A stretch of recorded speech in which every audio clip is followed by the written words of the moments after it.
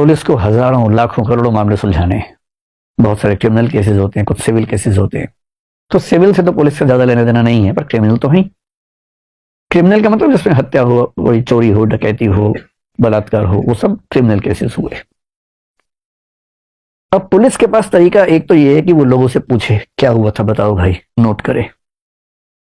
पर जो व्यक्ति पुलिस के पास गया है, यदि पहली बार अपराध किया है और बहुत इनोसेंट व्यक्ति है, गलती से हो गया, तो फिर भी हो सकता है कि बातचीत में बता दे कि मुझसे गलती हुई है। पर जो घाघ है, जो अभ्यस्त है, हैबिचुअल है, उसको अच्छे से पता है कि पुलिस कुछ भी पूछ ले, क्या बोलना है क्या नहीं बोलना है। पुलिस पूछ पूछ के मर जाएगी, लेकिन मामला साफ हो नहीं पाएगा। फिर पुलिस क्या करती है? पुलिस अपने तरीके पे आ जाती है, थर्ड डिग्री। कहती अच्छा रुको, चलो जरा साइड में चलो। फिर सब मार मार के या बिना मारे उतना दबाव बना के, फिल्मों में आपने देखा होगा कि एक पुलिस ऑफिसर इन्वेस्टिगेशन कर रहा है, पड़ोस के कमरे से आवाजें आ रही हैं, वो कुछ नहीं कर रहा। जब गया इन्वेस्टिगेशन पे तो अपने एक जूनियर को बोल के गया कि पड़ोसी कमरे से आवाजें आनी चाहिए बहुत तेज थे, और बीच में कैसे बोल देना जब मैं बात कर रहा हूँ। अब ऑफिसर बात कर रहा है कि भाई बता दे, कितना परेशान करेगा, बता दे। इतने में एक पुलिस वाला आता है कि सर वो साथ वाले की मौत हो गई। ये कहता है कैसे मरा? सर वो सवाल पूछे जवाब नहीं दे रहा था, ज्यादा मार दिया उसको, मर गया। फिर ये कह रहा है कोई बात नहीं, लाश तो सुना दो, किसी को बताना मत। फिर इसे पूछते हैं हाँ भाई बताएगा? हाथ नहीं लगाया है, टच भी नहीं किया है। फिर इतना सुनने के बाद बड़े बड़े लोग बता देते हैं, कई तो ऐसे भी ना भी किया तो भी बता देते हैं कि हाँ मैंने चोरी की थी भाई, 2 महीने जेल में रह लूंगा, कम से कम मरूंगा तो नहीं। तो ये भी खतरा होता है। और ऐसे बहुत जोक्स चलते हैं। एक जोक मैंने सुना था बहुत पहले, था तो भारत के 3 राज्यों के बारे में, तो मैं 3 देश कर देता हूं। विदेशों के बारे में बोलते हुए कोई दिक्कत नहीं है, देश के अंदर बोलना मुश्किल है। तो इमेजिन कीजिए कि जापान, चीन और नॉर्थ कोरिया में कंपटीशन है। एक व्यक्ति गुम हो गया है, उसे ढूंढना है पुलिस को। पहले जापान को चांस मिला, जापान ने 7 दिन लगा दिए। कैसे किया? सारे सैटेलाइट, उसका फोन ट्रैक किया, और जो उसकी लोकेशन है वो सब ट्रैक करके फिर पूछताछ करके आखिरकार उसको ढूंढ लिया। करीब 6-7 दिन लग गए। चाइना ने कहा ये कोई तरीका हुआ, हम तो बहुत जल्दी कर देते हैं। फिर चाइना के पास केस गया, उसने 2 दिन में ढूंढ लिया। तो कैसे ढूंढा? जो आदमी गुम हुआ था उससे सारे रिश्तेदारों को उठवा लिया, और रिश्तेदारों को बंद करके इतना पीटा कि नहीं बताओ तो मार देंगे। अंत में किसने बता दिया, ढूंढ के लिए 2 दिन में हो गया काम। फिर केस नॉर्थ कोरिया गया, नॉर्थ कोरिया ने 1 घंटे में सॉल्व कर दिया। कैसे किया? तो जो आदमी गुम हुआ था उसका नाम ली था मान लीजिए, तो ली गुम हुआ, कंप्लेंट हुई कि ली गुम हो गया है।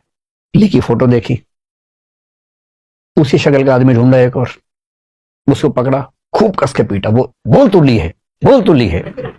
और 2 घंटे बोला हाँ मैं ली हूं, और कैमरे के सामने दिखा दिया कि ली पाया गया, इसी शक्ल थोड़ी बदल गई है पर है ली ही, इसी से पूछ लो। वो बोला हाँ मैं ली हूं, क्योंकि उसको पता वरना पीटूंगा और ज्यादा।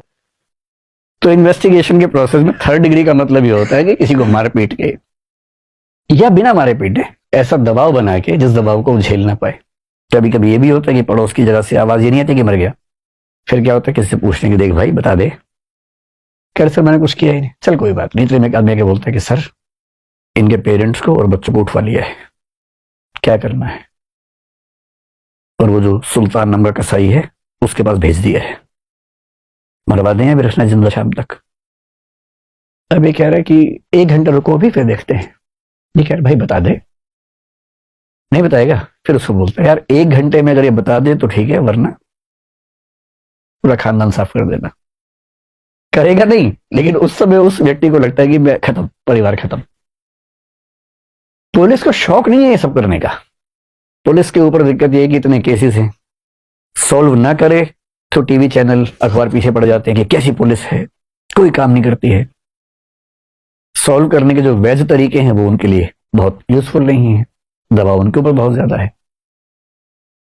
और इस वजह से एक संकट हमेशा रहता है कि हम किसी आरोपी से, किसी एक्यूज से, किसी गवाह से सही बात कैसे पूछें। और 20th सेंचुरी में, 19th सेंचुरी के अंत से कहना चाहिए, कमाल होना शुरू हुआ तकनीक के क्षेत्र में। और ऐसा कमाल हुआ कि अब हम किसी व्यक्ति से सही बात जान सकते हैं इसके बावजूद कि वो बताना नहीं चाह रहा। और ऐसी तकनीकें बहुत सारी हैं, 3 प्रमुख तकनीकें हैं जिन पर आज हम बात करेंगे। उनमें से एक तकनीक का नाम है पॉलीग्राफ, एक का नाम है नार्को एनालिसिस और एक का नाम है ब्रेन मैपिंग। तो पहले थोड़ा समझते हैं कि क्या है, फिर अंत में इस मामले में आएंगे कि इनको कंपल्सरी करना ठीक रहेगा या नहीं रहेगा, इनकी जो एडमिसिबिलिटी है, इनको एविडेंस के तौर पर मानना वो अपने आप में ठीक है या उसमें कुछ खतरे हैं, वो सब बातें उसके बाद समझेंगे। तो 3 तकनीक हैं और इन तकनीकों को अगर हमें समझना हो कि कौन सी तकनीक है,